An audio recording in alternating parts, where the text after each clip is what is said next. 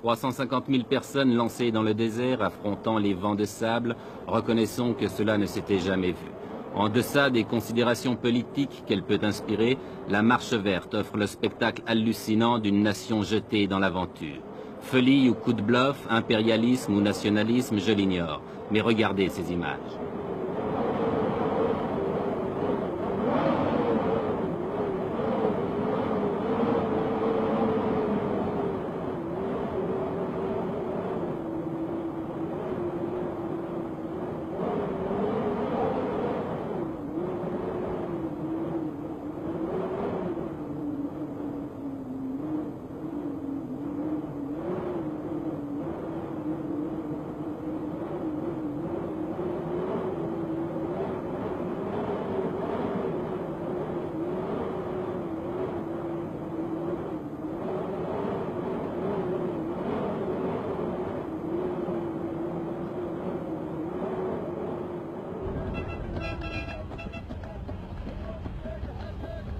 « 350 000 personnes dans le désert, cela signifie 10 000. Oui, vous avez bien compris, 10 000 camions. En une journée, ce sont 5 convois comme celui-ci que nous avons rencontré sur la route. Par mesure de sécurité et pour éviter un trop grand désordre, tous les arrêts s'effectuent en dehors des localités.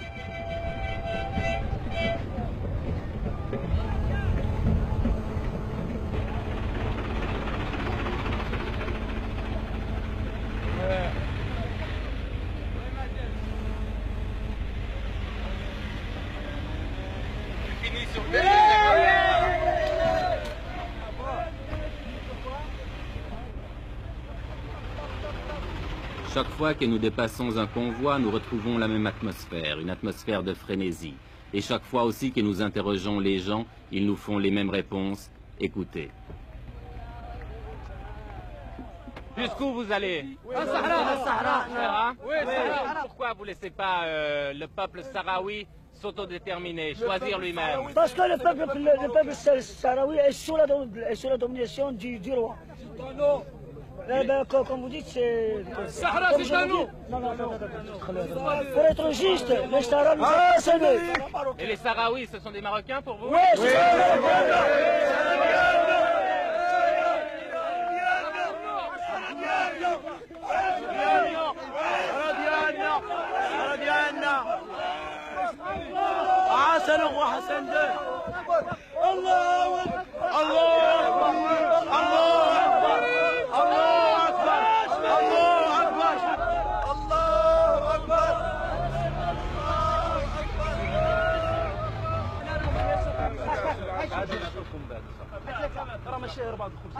Tout le long du voyage, les vivres sont assurés. On distribue les miches de pain à la lancée, mais en proportion calculée, un pain pour 4 hommes. Le convoi se ravitaille donc, puis reprend la route.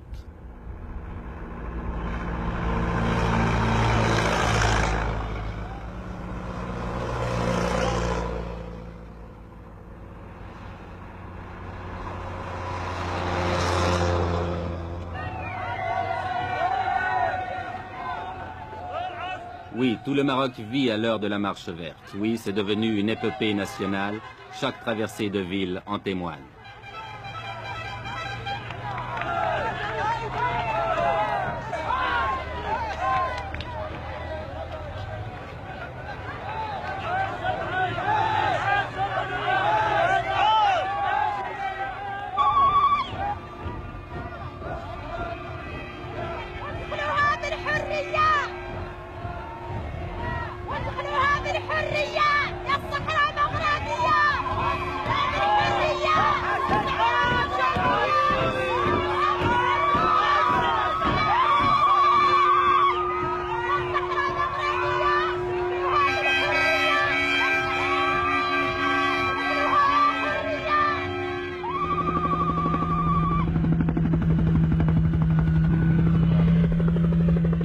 C'est l'arrivée à l'extrême sud du Maroc, à côté d'une petite bourgade perdue dans le désert, où avait atterri autrefois l'avion de Saint-Exupéry, Tarfaya.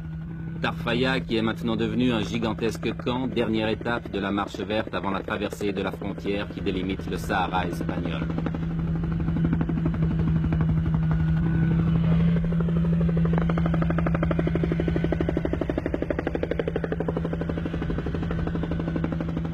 ces alignements de tentes et de camions, on s'est installé province par province. Et l'ambiance de ce campement le fait ressembler à un Woodstock du désert.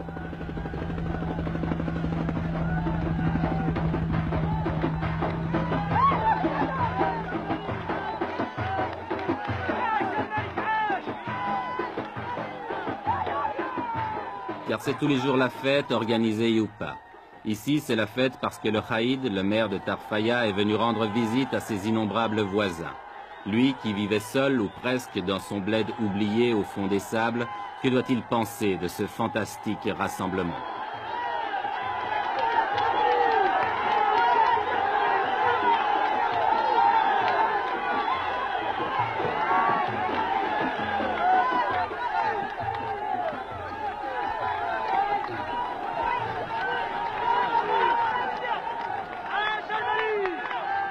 Avec une prodigieuse capacité d'adaptation, la foule s'est installée rapidement.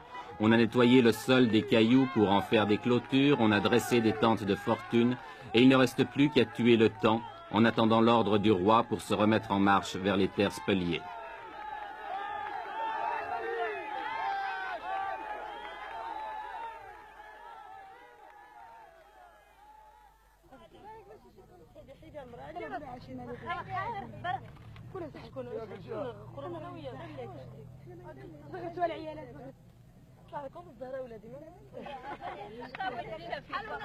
Les vivres sont distribués par les organisateurs, mais comme on n'est jamais si bien servi que par soi-même, on s'est mis à faire la cuisine, à frire les beignets, à faire bouillir le thé de menthe ou même à cuire le pain.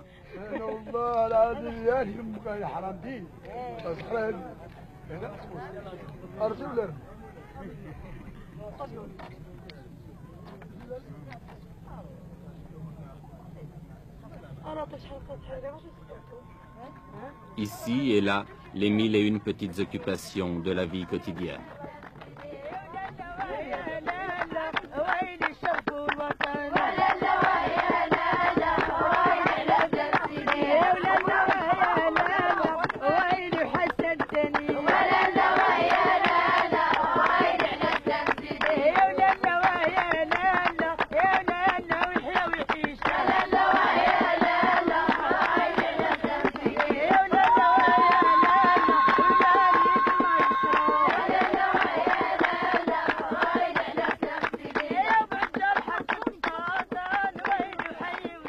On danse, tandis qu'à quelques kilomètres de là, on se prépare peut-être à la guerre. L'Espagne, depuis le week-end dernier, a tout à coup durci sa position et ne semble plus du tout disposée à laisser pénétrer la marche verte sur son territoire. Que va-t-il se passer? Mais qui se pose ici ce genre de questions?